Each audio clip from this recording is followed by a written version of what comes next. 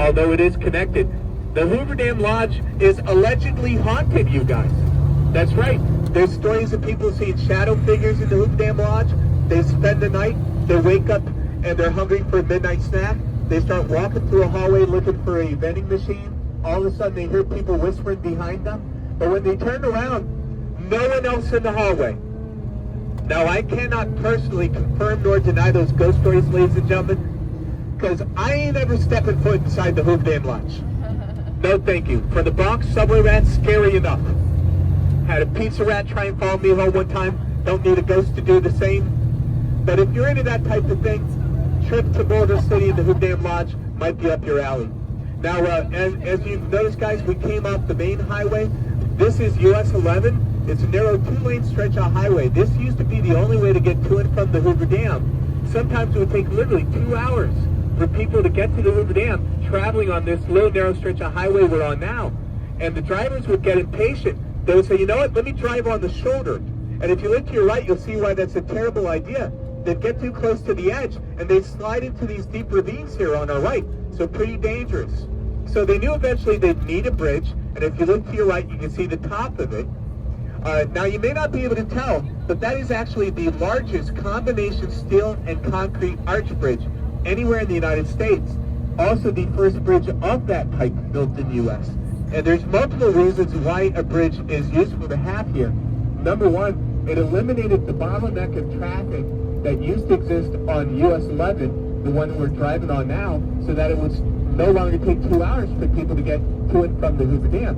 Number two, that bridge eliminated the temptation of crazy, impatient drivers from trying to drive on the shoulder of US 11.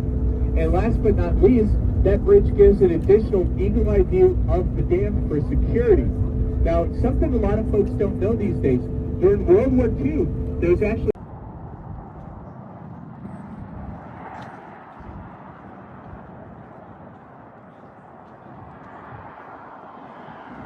for 47 years. Anyone been together longer than them? Okay? Not bad.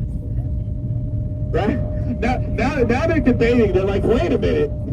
Technically. Gotcha.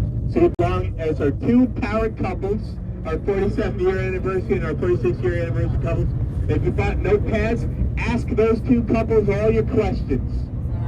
They probably have a few answers for you, right? So shout out to all the couples. That's phenomenal. Now, my couples, is there anybody in town because you're celebrating an anniversary? Anybody celebrate? Ooh, we got some anniversaries. All right, so Sarah and David, 30 years is today. So a little belated. All right, well, happy anniversary to Sarah and David, guys. Let's hear it for the two of them. Sarah and David, I saw another anniversary hand. Where was it? And also runs through Arizona, where we're about to be. Keep your cameras out, guys, because as soon as we pass by this river, as soon as you can no longer see it, you're going to see the Welcome to Arizona. 4, 3, 2, ladies and gentlemen, that has the most Joshua trees that you could ever possibly see. Just as far as the eye can see on either side, where you'll find Joshua trees is roughly between 3,300 feet above sea level and 4,000 feet above sea level.